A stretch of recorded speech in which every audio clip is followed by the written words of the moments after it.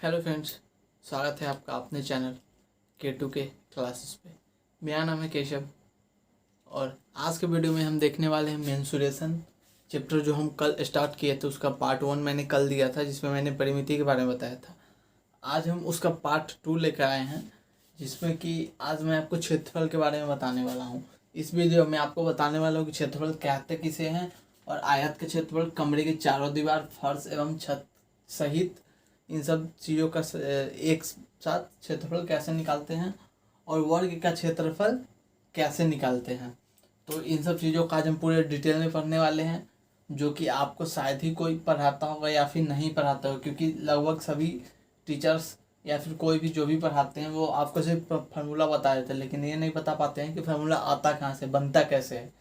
तो आज के वीडियो में हम फुल डिटेल देने वाले हैं कि इन सब चीज़ों का क्षेत्रफल का फार्मूला कैसे बनेगा। तो चलते हैं अपने वीडियो की तरफ। अगर वीडियो अच्छी लगे तो वीडियो को लाइक कर देना, चैनल को सब्सक्राइब कर देना और अपने फ्रेंड्स से शेयर करना, ताकि वो लोग भी पढ़ने में हेल्प हो सके। तो चलते हैं अपने वीडियो की तरफ। तो सबसे पहला है हमारा क्षेत्रफल। क्या है हमारा सबसे पहला? क्षेत्रफल। तो क्षेत्रफल कहते किसी को हैं? जब कोई बंद आकृति किसी स्थान पर रखी जाती है तो वह कुछ स्थान घेरती है, तो उस वस्तु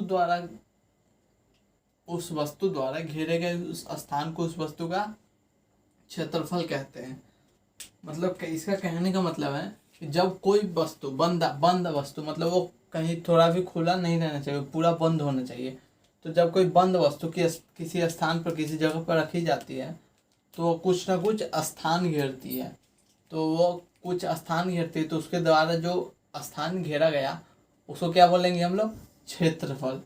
क्षेत्रफल जैसे कि हमारे एक मार्कर हो गया, हम इसको ऐसे रखें या इसको ऐसे रखें। अगर ऐसे रखते हैं तो ये पूरा इतना दूर का एक कुछ स्थान घेरता है, तो ये जितने दूर का स्थान घेरता है उसको बोला जाता है क्षेत्रफल। उसी तरह हमारा ये बुक है, बुक को अगर हम ऐसे रखें तो बुक हमारा पूरा इतने दूर का बोर्ड पे कुछ स्थान घेरता है, तो इसी स्थान को, घेरे गए स्थान को क्या बोला जाता है? क्षेत्रफल। तो आज हम मान लीजिए कि हमारा कोई त्रिभुज है, तो ये त्रिभुज बनाए यहाँ पे, तो ये कुछ न कुछ स्थान घेरा, तो ये जो स्थान घेरा वो उसी को बोला जाता है क्षेत्रफल। तो आज हम आयत का क्षेत्रफल निकालेंगे, कमरे के चारों दीवार, फर्श एवं छत का क्षेत्रफल निकालेंगे और वर्ग का क्षेत्रफल निकालेंगे। तो देखते हैं कि सबसे पहले आयत का क्षेत्रफल हम लोग कैसे निकालते हैं। तो हमारा सबसे पहला फार्मूला है आयत का क्षेत्रफल निकालना है। किसका क्षेत्रफल निकालना है? आयत का क्षेत्रफल। आयत का क्षेत्रफल, क्योंकि हम लोग जानते हैं कि आयत की आमने सामने की भुजा बराबर होती है। आयत की आमने सामने की भुजा बराबर होती है। तो ए बी सी डी, यहाँ से यहाँ तक की दूरी को हम कह सकते हैं एल यानी कि लंबाई, यहाँ से यहाँ तक की दूरी को हम लोग बी कह सकते हैं यानी कि चौड़ाई। तो आयत का क्षेत्रफल का फॉर्मूला होता है, मतलब इसके लंबाई और चौड़ाई को गुना कर देंगे तो इसके पूरा हम पता कर सकते हैं कि कितने दूर में रखा हुआ है। यानी कि इसका जो लंबाई है और ये दोनों बराबर है, तो इसको लंबाई और चौड़ाई का हम गुना कर देंगे तो हम पता कर सकते हैं कि इसका क्षेत्रफल कितना है। तो हम लिख सकते हैं आयत का क्षेत्रफल बराबर एल इंटू बी, यानी कि क्षेत्रफल का फॉर्मूला क्या हो जाएगा? क्षेत्रफल बराबर लंबाई गुने चौड़ाई। आयत के क्षेत्रफल का फॉर्मूला क्या हो जाएगा? लंबाई गुने चौड़ाई। आयत के क्षेत्रफल का फॉर्मूला क्या हो जाएगा? लंबाई गुने चौड़ाई। अगर हमको लंबाई निकालना हो तो क्षेत्रफल और इसको नीचे ले जाएंगे, यानी कि क्षेत्रफल बटा में चौड़ाई कर देंगे तो हमारा लंबाई निकल जाएगा। अगर हमें चौड़ाई निकालना हो तो इसको ऐसे ही रहने देंगे, इसको क्षेत्रफल, तो इसको गुना में, तो इसको भाग में ले जाएंगे, यानी कि चौड़ाई बराबर क्षेत्रफल बटा में लंबाई हो जाएगा।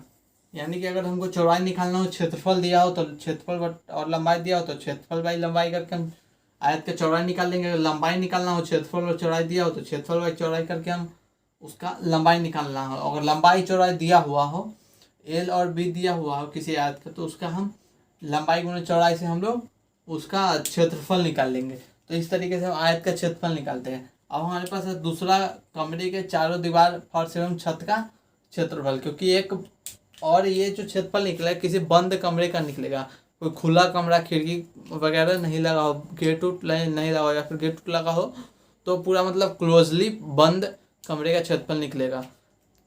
तो देखते हैं कि इसका क्षेत्रफल होता क्या है।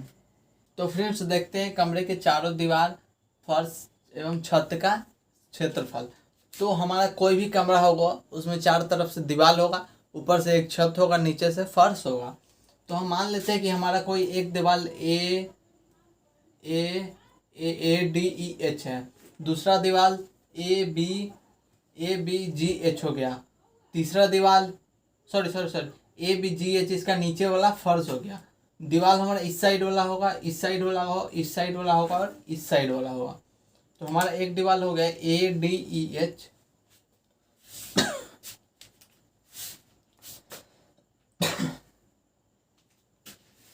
तो फ्रेंड्स चलिए देखते हैं कि कमरे के चारों दीवारों का क्षेत्रफल फर्श एवं छत सहित क्या होता है। तो कोई भी हमारा जो रूम होगा उसमें चारों तरफ से चार दीवार होंगे, ऊपर से एक छत होगा, नीचे से एक फर्श होगा।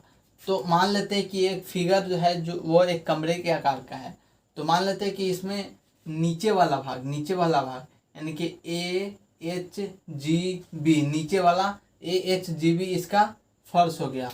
ऊपर वाला भाग डी ई एफ सी यानी कि ऊपर वाला भाग इसका छत हो गया। अब बचा हमारा चार दीवार हो गए ए डी ई एच, इस साइड का दीवार ए डी सी बी, इस साइड का दीवार, उसके बाद बी सी एफ जी, इस साइड का दीवार हो गया हमारा, और एक उस साइड का दीवार हो गया ई एफ जी एच, यानी कि चार दीवार, एक छत और एक फर्श हो गया। तो हम लिख सकते हैं कि माना कि दीवारों की लंबाई L, चौड़ाई B और ऊंचाई हमारा क्या हो गया H। लंबाई L मान लेते हैं कि किसी कमरे में दीवार और फर्श वगैरह सब चीज़ का लंबाई हो गया हमारा L, चौड़ाई हो गया H B और ऊंचाई हमारा क्या हो गया H। तो सबसे पहले हम छत का क्षेत्रफल निकालें। छत का क्षेत्रफल हमारा क्या हो जाएगा, लंबाई गुने चौड़ाई, क्योंकि यह एक आयताकार है। तो छत का क्षेत्रफल हमारा क्या हो जाएगा, लंबाई गुने चौड़ाई। छत का क्षेत्रफल हमारा क्या हो जाएगा, लंबाई गुने चौड़ाई। और फिर हमारा फर्श का क्षेत्रफल क्या होगा, फर्श भी नीचे से आयताकार है, तो इस फर्श का क्षेत्रफल भी क्या हो जाएगा हमारा, फर्श का क्षेत्रफल हो जाएगा हमारा L इंटू बी। हमारा छत और फर्श का क्षेत्रफल निकलेगा। अब हमको चार दीवार का क्षेत्रफल निकालना है। तो मान लेते हैं कि हमारा पहला दीवार है ए एच डी ई ए या फिर ए डी ई एच। तो हम लिख सकते हैं कि दीवार ए डी ई एच का क्षेत्रफल, ए डी ई एच का क्षेत्रफल, दीवार ए डी ई एच का क्षेत्रफल हमारा क्या हो जाएगा, इसमें ऊंचाई है और क्या है, चौड़ाई है, ऊंचाई और चौड़ाई है। ये दीवार जो है हमारा कुछ इस तरीके से है, तो इसमें क्या है, ऊंचाई है, दीवार हमारा कुछ इस तरीके से है, जिसमें कि इसका ऊंचाई दिया हुआ है और इसका चौड़ाई है।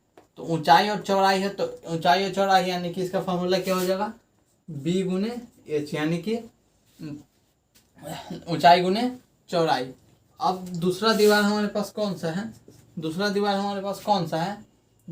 हमारे पास इस साइड बी जी एफ सी। तो लिख सकते हैं कि दीवार बी जी एफ सी का क्षेत्रफल। अब बी जी एफ सी में भी हमारे क्या है, इसमें हमारे पास लंबाई है और ऊंचाई है, सॉरी चौड़ाई है और ऊंचाई है, चौड़ाई ऊंचाई। इसमें भी हमारे पास बी गुने एच दिया हुआ है। तीसरा दीवार का क्षेत्रफल निकालेंगे, यानी कि दीवार हमारा इस साइड वाला दीवार और इस साइड वाला दीवार निकल गया, हमारा पीछे वाला दीवार और आगे वाला दीवार बचा। तो हम पहले ए बी सी डी इस आगे वाले दीवार का क्षेत्रफल निकालते हैं। तो ए बी सी डी का क्षेत्रफल हमारे पास क्या हो जाएगा, ए बी सी डी में क्या क्या दिया है, एल है और एच है, ये एल है और ये एच है, तो इसका क्षेत्रफल क्या हो जाएगा, एल गुने एच। चौथा दीवार हमारे पास कौन सा बचा, ई एफ जी एच, दीवार ई एफ जी एच का क्षेत्रफल।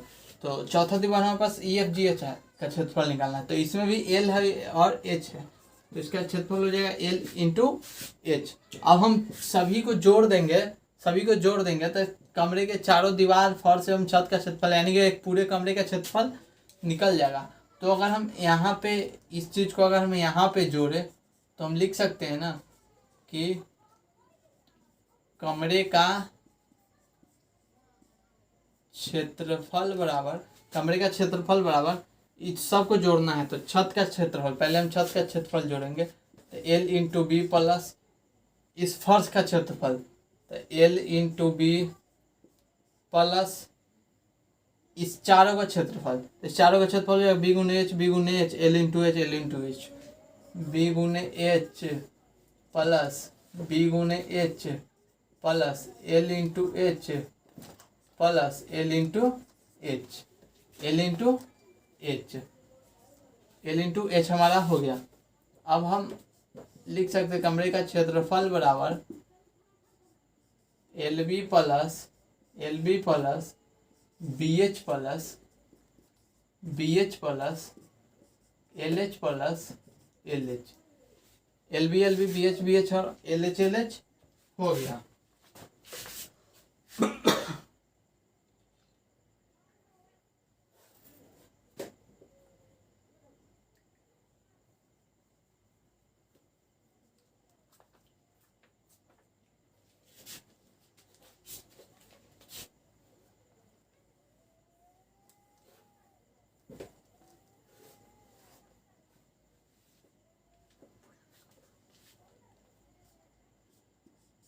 तो कमरे का क्षेत्रफल हमारा हो जाएगा एल बी दो बार है तो 2 LB प्लस बी एच दो बार है तो 2 BH प्लस एल एच दो बार है तो 2 LH।